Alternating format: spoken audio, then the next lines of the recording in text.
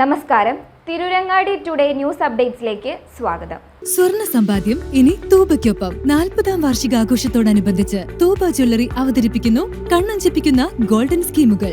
5000 രൂപയിൽ തുടങ്ങുന്ന മാസ നിക്ഷേപ പദ്ധതി മുതൽ പ്രത്യേക മംഗല്യ ആനുകൂല്യങ്ങൾ നേടാം. പണിക്കൂലിയില്ലാതെയും പണിക്കൂലിയിൽ രജിസ്റ്റർ ചെയ്യാനും കൂടുതൽ അറിയാനും 908491 നിങ്ങളുടെ ഇഷ്ട സ്വർണ്ണമണിയാം ഇഷ്ടം പോലെ.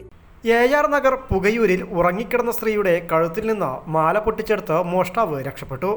പുകയൂർ കുന്നത്ത് കരുവാൻകുന്നൻ മുസ്തഫയുടെ വീട്ടിലാണ് മോഷണം നടന്നത്.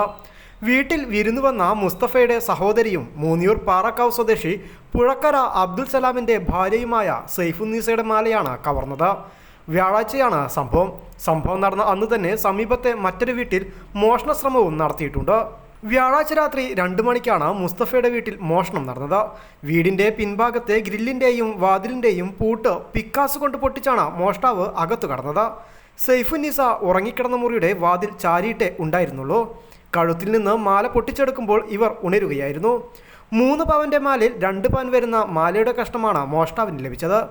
ഇവർ ഉണർന്നതോടെ മോഷ്ടാവ് കടന്നു കളഞ്ഞു. സൈഫുന്നീസയുടെ പരാതിയിൽ പോലീസ് കേസെടുത്തിട്ടുണ്ട്. വിരലടയാള വിദഗ്ധരും ഡോഗ് സ്ക്വാഡും സ്ഥലത്തെത്തി പരിശോധന നടത്തി. വ്യാഴാഴ്ച തന്നെ സമീപത്തെ ഒരു വീട്ടിലും മോഷണ ശ്രമം നടത്തിയിട്ടുണ്ട്. News bureau, Tirurangadi.